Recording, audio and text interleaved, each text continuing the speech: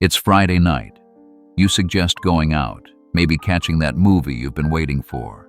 But before she can respond, you backpedal. Or we can do whatever you want. She shrugs. You end up watching something you hate again. You tell yourself you're being thoughtful, but deep down, you know what it really is. Compliance. You're not showing care. You're showing fear. Fear of disappointing her. Fear of being seen as selfish. Fear of being rejected. You've been taught that being agreeable is the path to being loved. That if you're nice enough, patient enough, giving enough, she'll stay, she'll choose you, she'll appreciate you. But reality slaps different. The more you bend, the more invisible you become. You start every sentence with, "It's okay." But none of this is okay. Not for you. You're molding yourself into what you think she wants, and that version of you, that's not real. That's your mask. You think you're being a good man. You're not. You're being a scared man. You've built your whole strategy around a lie, one so sneaky, it wears the mask of virtue. If I give enough, she'll love me. If I sacrifice enough, she'll stay. If I always say yes, I'll earn her respect. But here's what's really happening. You give more, she values it less. You try harder, she pulls away faster. You disappear into her comfort. She forgets who you are. Not because she's ungrateful, not because women are cruel, but because you're playing a losing game. You're trying to earn attraction with self-erasure. You're trying to buy loyalty with people-pleasing. And worst of all, you blame yourself when it doesn't work. You don't question the game. You just double down on the losing hand. She left because I wasn't nice enough. No, bro. She left because you disappeared into niceness. This is where the myth burns. Love isn't a reward for submission. Respect isn't the prize for self-abandonment. You think being endlessly available makes you reliable. It doesn't. It makes you replaceable. You think always saying yes makes you supportive. It doesn't. It makes you forgettable. You become background noise, comfortable, predictable, invisible. When you never say no, your yes loses value. When you never assert your needs, you teach her that yours don't matter. You've stopped being a man. You've become a service. She doesn't see you. She sees utility, a warm body, a backup plan, a safe choice she's never excited about. And the worst part, you trained her to see you this way. Every time you betrayed your gut to avoid tension, every time you smiled when you wanted to speak up, every time you gave in to keep the peace, you dug this grave. And now you're lying in it, wondering why no one sees your worth. She doesn't feel secure in your submission. She feels uneasy, anxious, like something's off, but can't explain why. Because deep down, she knows you're hiding, and nothing is more unattractive than a man who hides from himself. And here's the paradox they never told you. The more you try to earn her respect through obedience, the less she gives it. Respect isn't given to those who kneel, it's given to those who stand tall, especially when it's hard. You want her to admire you? Then stop folding. Your opinions matter. Your preferences matter. Your no matters. Because only when you can say no does your yes carry weight. Boundaries aren't aggression, they're clarity. They say, this is who I am. This is what I allow. This is what I won't tolerate. When you abandon those boundaries to keep her happy, you're not being kind. You're teaching her your needs don't count. You're telling her, you come first, I come last. And people don't respect what puts itself last. They might use it. They might depend on it, but they won't desire it. You want real desire. You want real loyalty. Then stop auditioning. Be the man who's willing to risk the relationship rather than fake his way through it. That's when she sees you. That's when she respects you. That's when you start becoming someone who's not just convenient, but unforgettable. You think being the perfect man means making her your purpose. It doesn't. It makes her your prison. No one wants to be the center of a man's life who has no life. She wants to be chosen by someone who has other options, someone whose time is valuable, someone who has a mission and invites her along for the ride. That mission? It's not her happiness. It's not about constantly adjusting your path to keep her smiling. Your mission is yours, your goals, your vision, your growth. When you have that, you stop needing her to complete you. And ironically, that's when you become complete in her eyes. She doesn't want to hold your hand through life like a mother. She wants to walk beside a man who knows where he's going. You want her to feel safe? Then stop being soft. Be solid. Be grounded. Be rooted in who you are. Kindness from a place of strength is powerful, but kindness from a place of fear, that's manipulation in disguise. You're not loving her when you constantly give in. You're trying to control her love by avoiding conflict. And that's not leadership, that's submission. You've been told setting boundaries makes you cold, selfish, hard to love. But boundaries are proof that you love yourself. They're not walls to keep people out. They're filters to let the right ones in. When you say, "I won't accept this," you're not being difficult. You're being clear. And clarity is power. Weak men avoid setting boundaries because they're afraid of losing her strong men.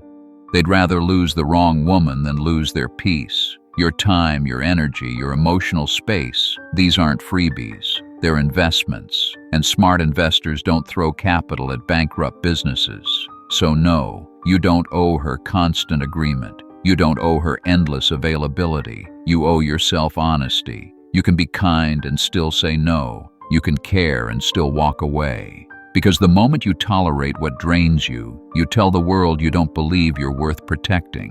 You want to be respected? Start by respecting your own limits. Let the wrong people be uncomfortable with your standards. It's how you make room for the right ones to rise to meet them. You've spent your life chasing approval like air, as if without it, you'll suffocate. But here's the truth. The moment you stop needing her to validate you is the moment you start becoming powerful. You've got to stop applying for acceptance. You're not an applicant. You're the one deciding who gets access to your world. Flip the script. Instead of wondering, "Am I good enough for her?" ask, "Is she good enough for the life I'm building?" And for that to be real, you need standards. Not just for how she looks, but for how she thinks, how she handles pressure, how she treats others when no one's watching. You need to be able to walk away, not as a threat, but as a man who won't trade his self-worth for companionship. Because being chosen by someone who doesn't meet your standards, that's not a win. It's a trap dressed as validation. The more you invest in building your own mission, your values, your discipline, the less desperate you become for outside affirmation. And that's when your presence starts speaking without you saying a word. Respect isn't requested, it's projected. When you stop performing, you give people the chance to meet you, not your mask. And yeah, that scares some off. Let them go. What's leaving you? Never really saw you anyway. But the ones who stay, they stay for the real thing. Not the version you edited to earn love. Not the polite prisoner. Not the agreeable ghost. They stay for the man who speaks his truth, who lives on mission, who doesn't fear being misunderstood because he's finally understood himself. And here's the shift. You stop begging to be included in someone else's life, and you start building a life worth inviting someone into. You stop tolerating crumbs of attention because you're too full from feeding your own purpose. The men who make this shift don't become selfish. They become selective, intentional, respected. Their relationships don't revolve around keeping peace at any cost. They revolve around mutual respect between two whole individuals. Because when you're whole, you're not looking to be completed. You're looking to be mirrored. You've been waiting for applause, for someone to say, "Good job for being so nice," but no one's clapping because deep down they can feel it. You weren't being kind. You were being afraid. You gave to avoid rejection. You agreed to dodge conflict. You kept smiling to stay needed, but the strongest version of you? He doesn't fear being misunderstood. He doesn't shrink to make people comfortable. He leads himself.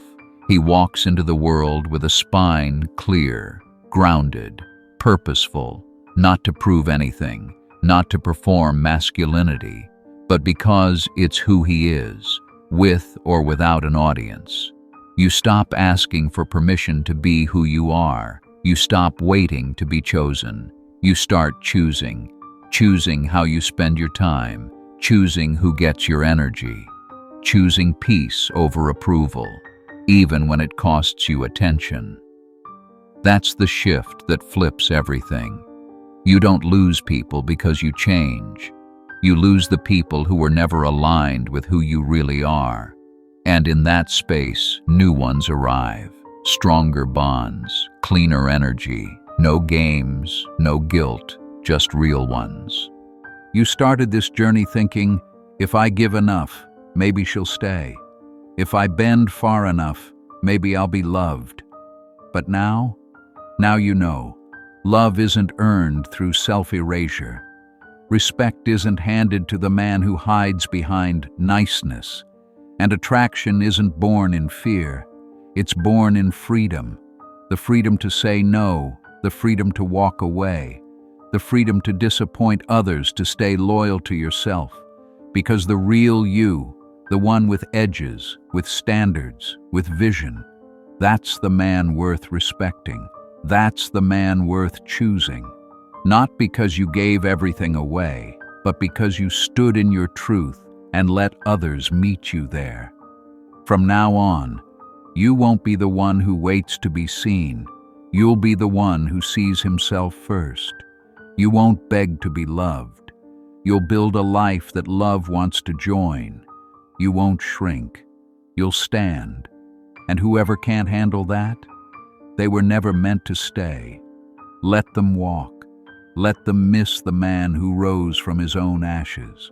Let them feel the weight of a presence they can no longer access. Because this is not about being cold.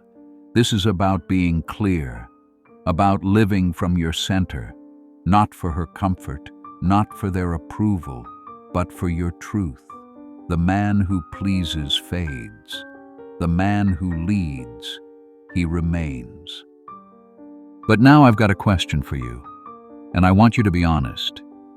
Have you ever caught yourself shrinking, softening, or selling yourself out just to keep her happy?